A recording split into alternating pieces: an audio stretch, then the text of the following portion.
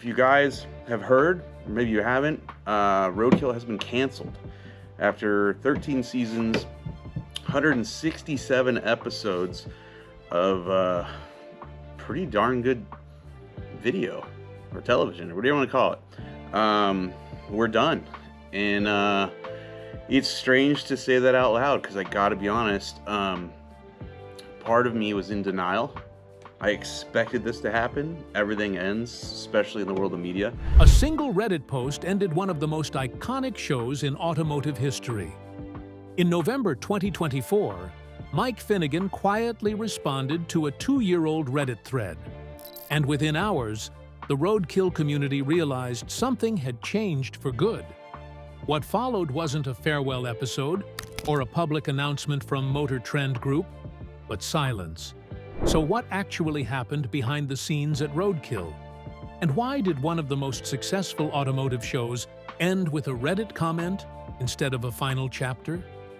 Join us as we break down what really happened to Roadkill and why it ended the way it did. Another 5-10 years. I mean, the guys at the Grand Tour, which, you know, were the OG guys from Top Gear, I mean, they're the gold standards at this.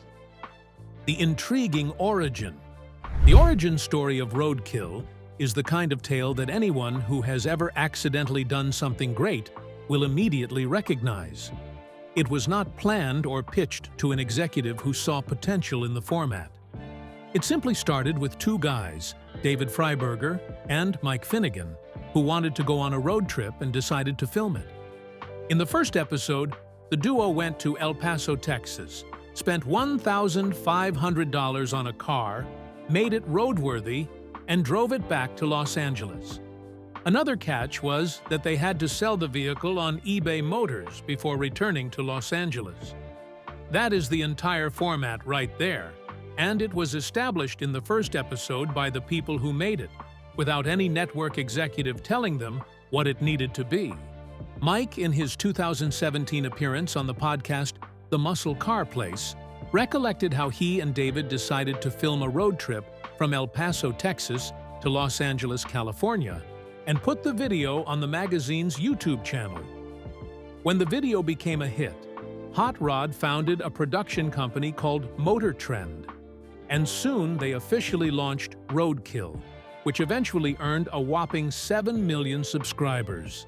The 7 million subscribers came from David and Mike being exactly themselves in front of a camera for 12 years without a single episode being scripted or a corporate suit ever telling them what the show could and could not be. Amazingly, it remained that way throughout the show's entire 13-year run.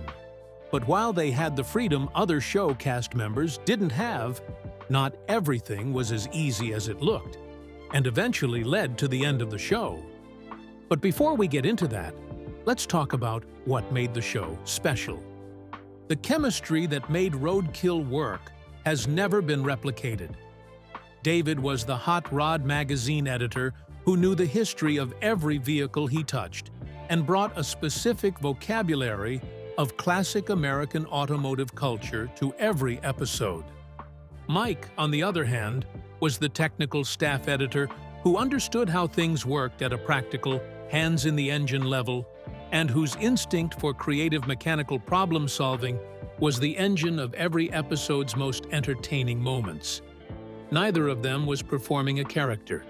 They were both simply themselves, in front of a camera, trying to make broken cars work in impossible situations, and finding it genuinely and visibly funny when the cars inevitably resisted. The list of projects they built across 13 seasons is a document of creative ambition that most automotive television never approaches. The Roadkill, a Datsun 240Z with a turbocharged Ford Mustang V8. The Vetacart, a Corvette stripped of all its body panels and converted into a vehicle that should never have been driven anywhere near a public road. The Maserati, a Maserati with a rotary engine from a Mazda.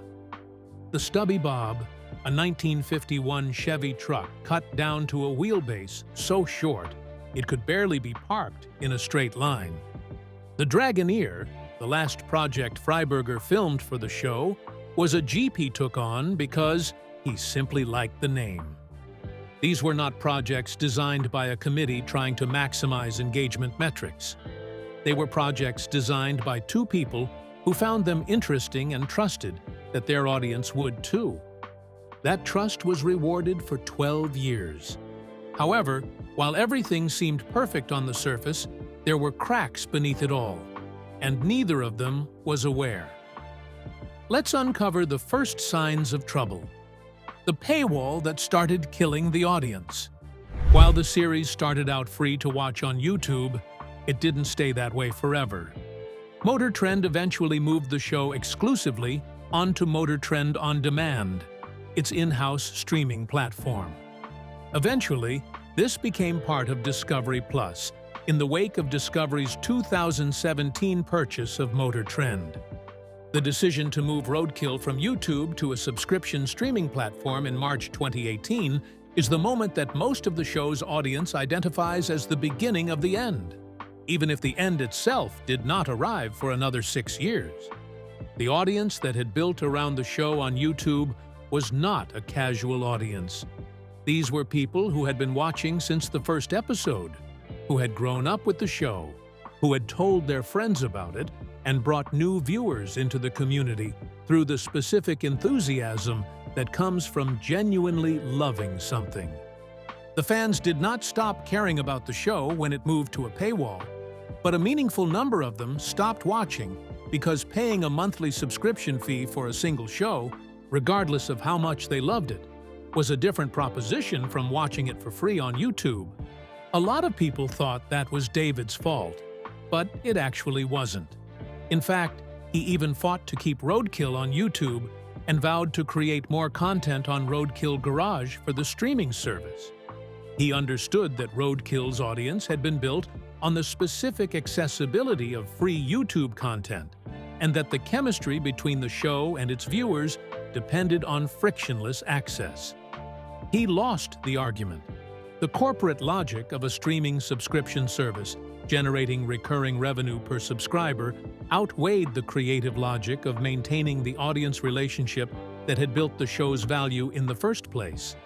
The 7 million subscribers who had found the show on YouTube could not simply follow it to MotorTrend On Demand without paying for a subscription they had no other reason to want. The show kept making episodes, and the audience that did follow it kept loving them.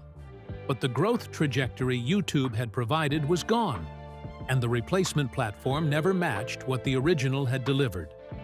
While that was the beginning of the end didn't come until later, and it was devastating. Let's talk about the last straw: the changing automotive media landscape.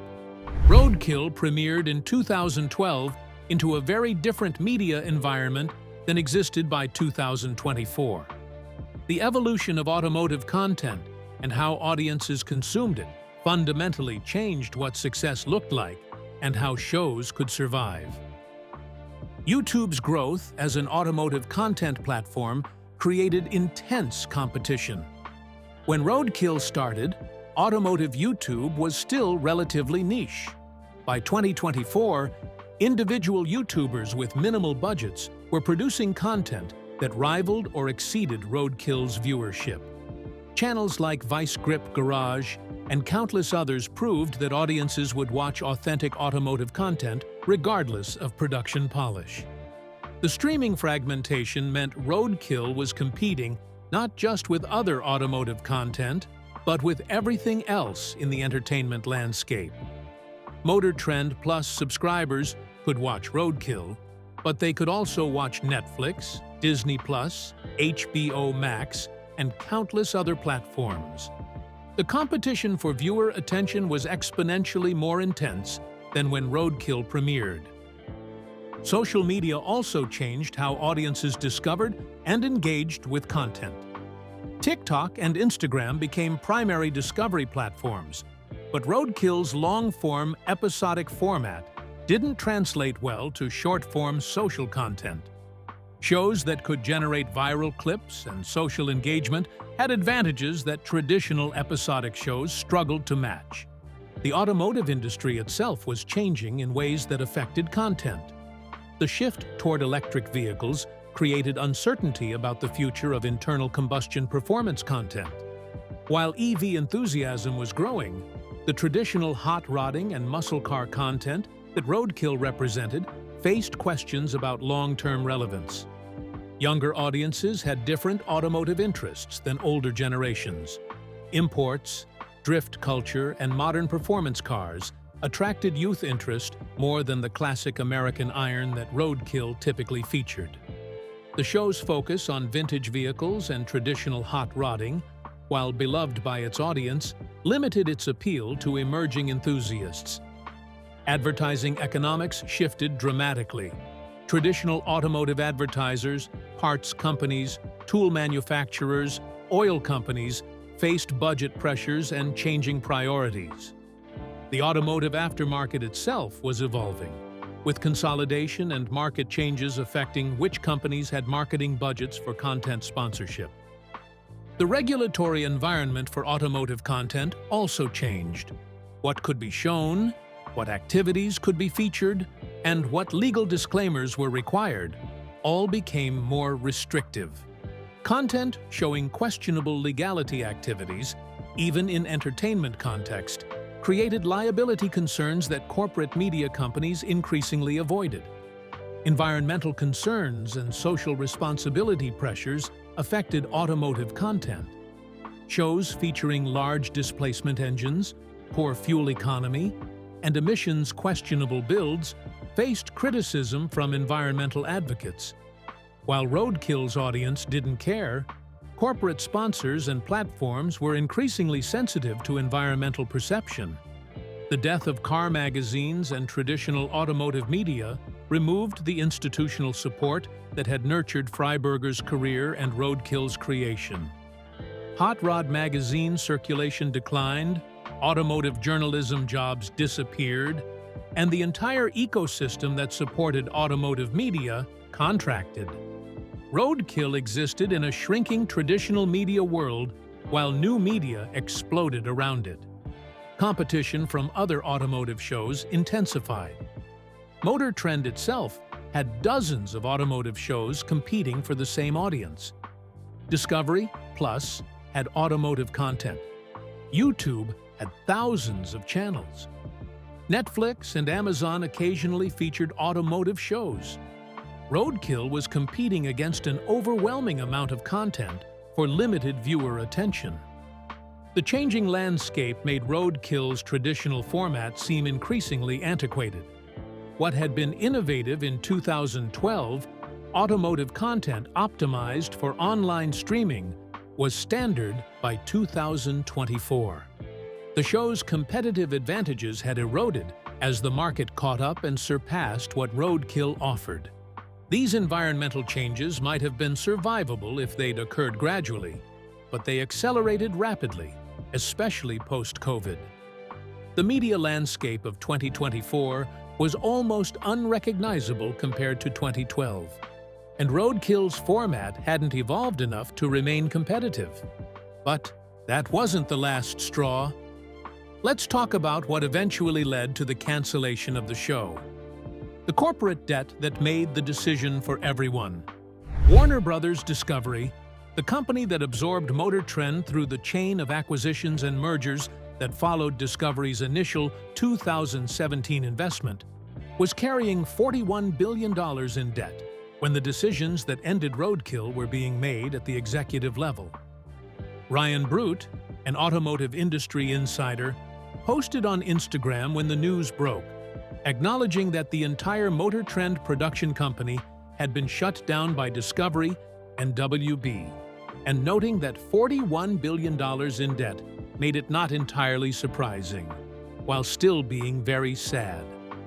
When a company is managing a debt load of that scale, every non-core operation becomes a candidate for cost-cutting. A niche automotive production company running shows for a small but passionate audience is exactly the kind of operation that gets cut when the spreadsheet people are looking for line items to remove. In February of 2024, Warner Brothers Discovery announced they would be shutting down the MotorTrend Plus subscription service and moving all content to Discovery Plus and Max. That was the first visible step. In November 2024, the production company itself was shut down entirely. The February announcement was not simply a platform merger. It was the corporate equivalent of a doctor telling you there are some things we need to monitor, a signal that the operation was being wound down, even if the final announcement was still months away. And the specific way Finnegan and Freiberger found out is perhaps the most clarifying detail in the entire story. On a Sunday evening in November 2024, Mike Finnegan posted on Reddit. In the post, Mike revealed that the MotorTrend production company was shutting down and that no specific reason was given to him for its demise. He also mentioned that the show had an excellent run, said he was proud of what the team accomplished, and acknowledged that this did seem to be the end of Roadkill. He also said he was unsure of who owned the Roadkill intellectual property, or who to ask about why it ended. That last part was the most shocking. The man who co-created and hosted a show for 12 years did not know who owned it. The intellectual property of everything he and David had built had been transferred through multiple corporate hands without anyone thinking it was necessary to inform the people who made the show where it had ended up. David confirmed this directly. He and Mike were always employees. They never owned the show. Fan reaction was mixed. Disappointment and sadness were universal, but many fans understood that forcing the show to continue would likely diminish its quality and legacy. The preference was for Roadkill to end while still good, rather than decline into mediocrity through budget cuts and creative compromise. Some fans blamed MotorTrend corporate greed for killing the show. Others sympathized with the financial realities facing streaming platforms. The truth was that both corporate economics and host burnout contributed to the end, making blame difficult to assign cleanly to any single factor. But if the original owners of the show had been blindsided by the end of the show, what happens to the other cast members? The fate of the cast members.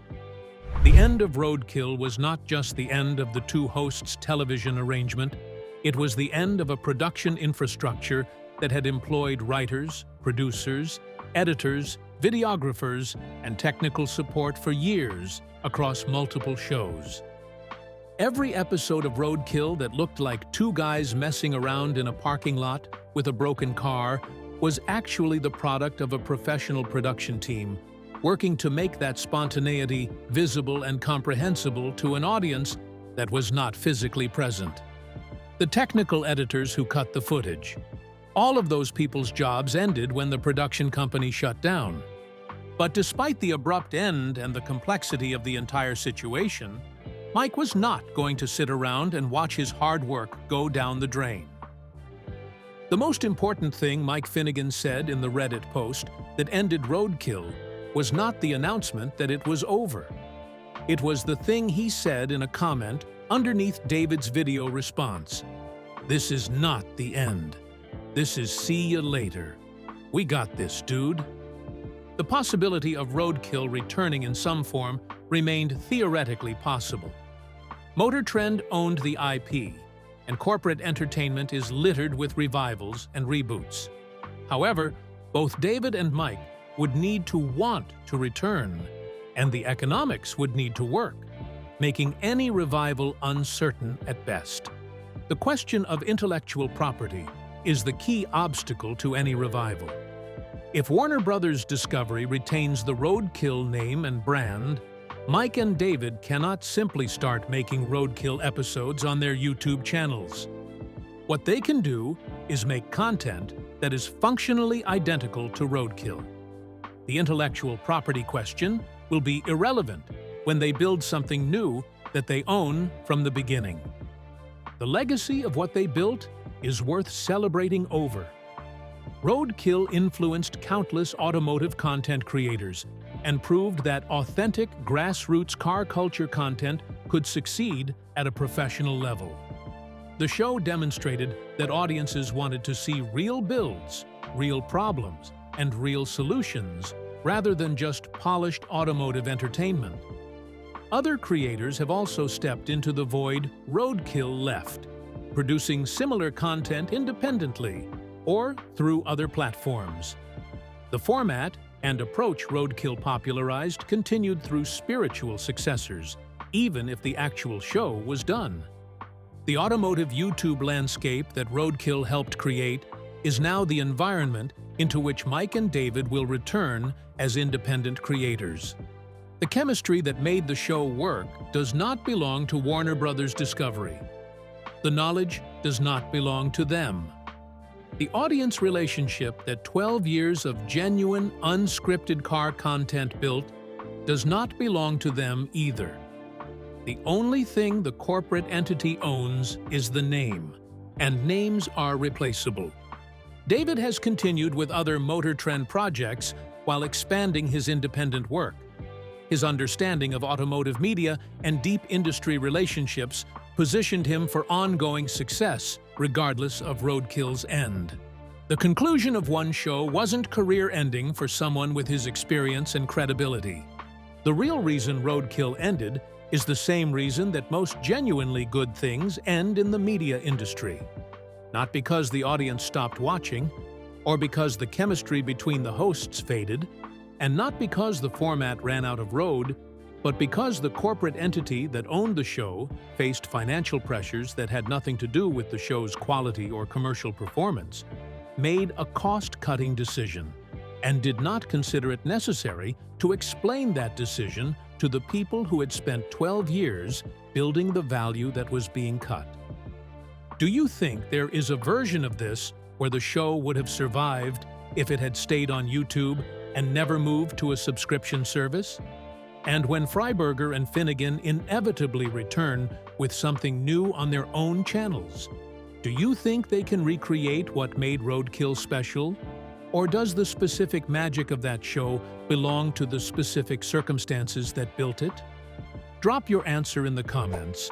Remember to like and subscribe, and click the next video on your screen right now because you are going to enjoy it.